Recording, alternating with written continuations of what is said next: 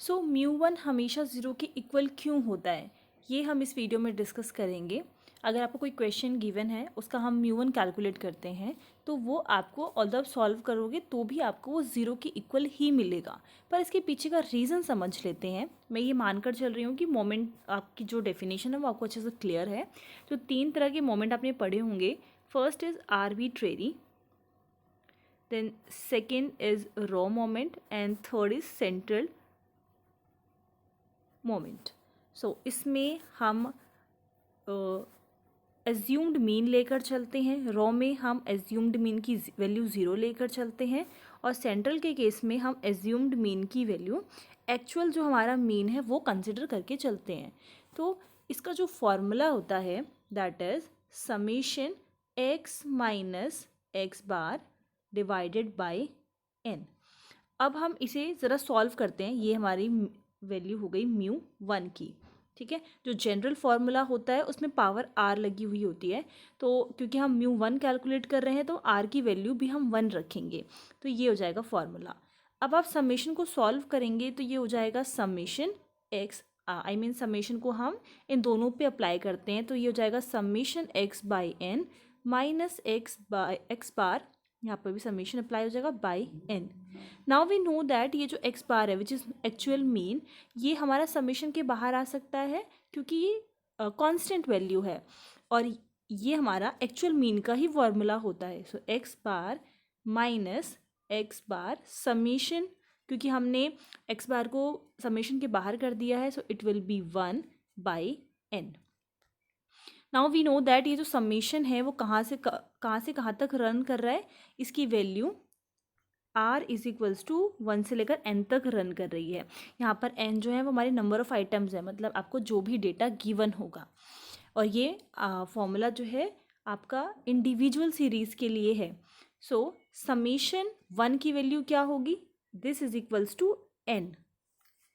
सो x bar minus x bar, summation one की value क्या हो जाएगी, एन आ जाएगी, एन बाई एन, एन से n cancel, and x bar से एक्स बार मतलब मीन से मीन ही जो है सब्ट्रैक्ट हो रहा है, आंसर विल बी ज़ीरो। इसीलिए हमेशा जो पहला मोमेंट है उसकी वैल्यू ज़ीरो आती है। ये जो फॉर्म हमने 3 मोमेंट के बारे में डिस्कस किया। आर्बिट्रेरी में फॉर्मूला क्या होता है, एक्स माइनस एक्स बार की जगह पर ए होता है बाई एन, क्योंकि हम आर्बिट्रेरी के केस में एज्यूम्ड लेकर चलते हैं और इसकी पावर रेज कर देते हैं आर।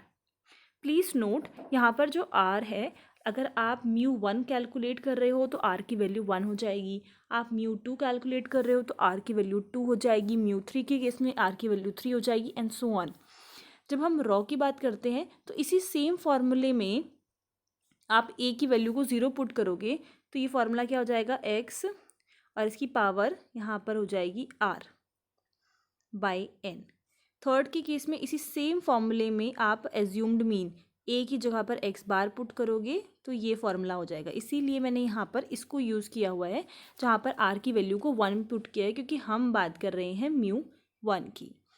आई होप अब आपको क्लियर हो गया होगा कि क्यों म्यू वन ज़ीरो के इक्वल आता है।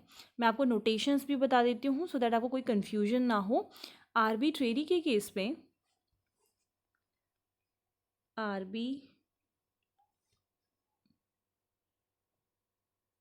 ट्रेरी के केस में जो नोटेशन हम यूज़ करते हैं, this is nu one, nu two, nu three and so on. Otherwise अगर ये नोटेशन यूज़ नहीं हो रखी है तो काफ़ी बुक्स में आपको इस तरीके से म्यू वन ए, म्यू टू ए इस तरीके से शो होगा।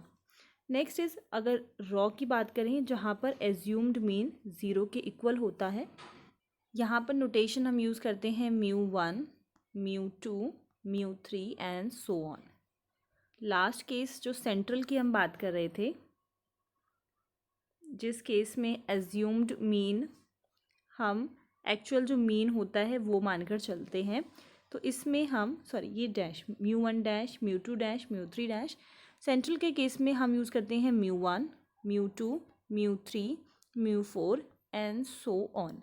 यहाँ पर एज्यूम्ड मीन और एक्चुअल मीन का क्या डिफरेंस है, सपोज़ करो आपको डेटा दे रखा है 5, 6, 7, 8, 9 एंड 10 सो ऑन। मान लीजिए ये मैं डेटा दे रखा है, तो एज्यूम्ड मीन का मतलब ये है कि आपने बिना सॉल्व करे एक मीन एज्यूम कर लिया। लेट्स से 7 आपने एज्यूम कर लिया कि ये हमारा मीन है इस डेटा का, या फिर 8 एज्यूम कर लिया। और बट एक्चुअल मीन क्या होगा, हम इन सब का सम करके 5 + 6 + 7 + 8 + 9 divided by number of item which is 6। तो जो भी हमारा नंबर ऑफ आइटम है उसको हमने से डिवाइड करके एक्स बार की वैल्यू में एक्स बार की जो वैल्यू है वो कैलकुलेट कर ली, जो कि हमारा एक्चुअल मीन है। तो ये डिफरेंस होता है। एज्यूम्ड मीन हम खुद से एज्यूम करके चलते हैं और एक्चुअल मीन हम कैलकुलेट करते हैं कि क्या आ रहा है। ये डिफरेंट भी हो सकते हैं, सेम भी हो सकते हैं, डिपेंडिंग कि आपने किस तरीके का मीन चूज़ किया है। सो आई होप आपको ये क्लियर हो गया होगा एंड थैंक यू।